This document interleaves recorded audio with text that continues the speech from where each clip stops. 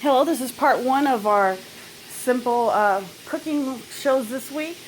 This will actually probably be aired next week, but I'm putting it on YouTube for this week, along with the loaded potato. We have pork chops. Now, you might say, everybody knows how to make pork chops. Actually, they don't. I actually had to teach my boyfriend how to make pork chops, something he really actually loves to eat, but he actually didn't know how to. And there's different variations of it. There's the country fried one. There's the gravy enriched one. There's a very much. It depends on the region you live and how much you like pork chops. If you want more breading, you do certain spices. If you want more of the pork chop, more of that natural taste, you get less. And especially with seasonings, it's what you are accustomed to. So basically, it's the same kind of seasoning you would do for fried chicken, because we're doing the simple one, but with a little extra. Now, we have onion powder and garlic powder right here.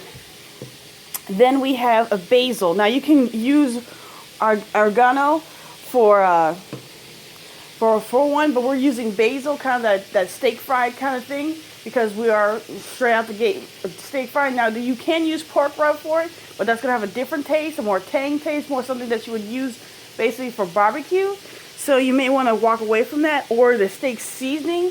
Also, it tastes good, but it's not probably what you would expect. Something you would eat, like if you go out and eat pork chops, or you go over people's house, that's actually not the seasoning they use. So probably use something not steak saucy. So basil and oregano is pretty good. Now, they use basil for steak sauces, but when it's not heavily used with other stuff like paprika, then it's a little, or cayenne pepper, then it tastes a little bit different. Now, we're going to add all this, and the whole thing about it is, when you put it in, you have to have enough that you can see. So you can see this, you can see the basil, you can see the garlic powder and stuff. We also obviously are going to use salt and pepper, and it's gonna be mashed up all together. I'm going to show you a little bit, and you can use a fork, but I use my hands. You can see it moving around. You can see, and so we're going to grab a pork chop, and we're going to just put it all the way in. Now, pork chops, first of all, you have to defrost it all the way, because frozen pork chops are basically, since they're still trying to be unfrozen, that a lot of the breading that you're using, this is basically mostly bread, and the flouring that you're going to do is going to come off. So it should be completely unfrozen. Have it out and cover all aspects of it. Rake it out, and then you will put it, let's put a little bit more, you always have to move it around. This flour is used for it, you can't reuse it, so it's best to just use all of it that you can. Now, I already started our little experiment here, and here are some. As you can see, there's spacing in between.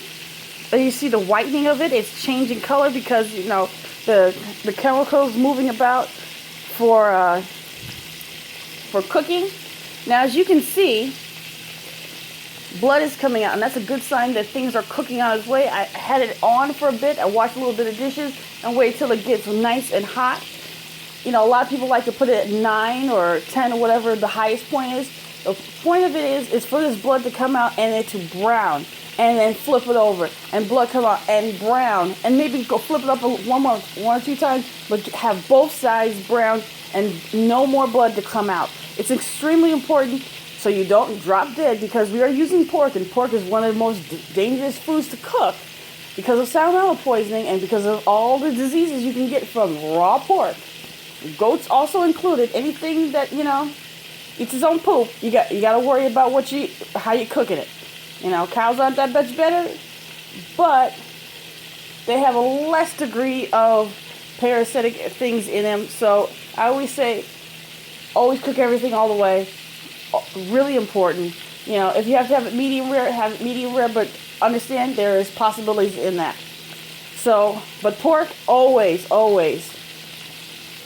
if you got to burn it to that point, don't even try, make sure. Cook both ways, brown, no more blood coming out. So blood is coming out of this side. In a few minutes, we're maybe flip it over. The most important part of it is that you cook it to the point blood is not coming out. You flip it over, make sure the blood coming out. You flip it over one more time, flip it over until it's all completely done. So we're going to have another video about flipping over and getting everything done. So this is the first video, so you guys have a good time. Start your preparing, and I'll see you later.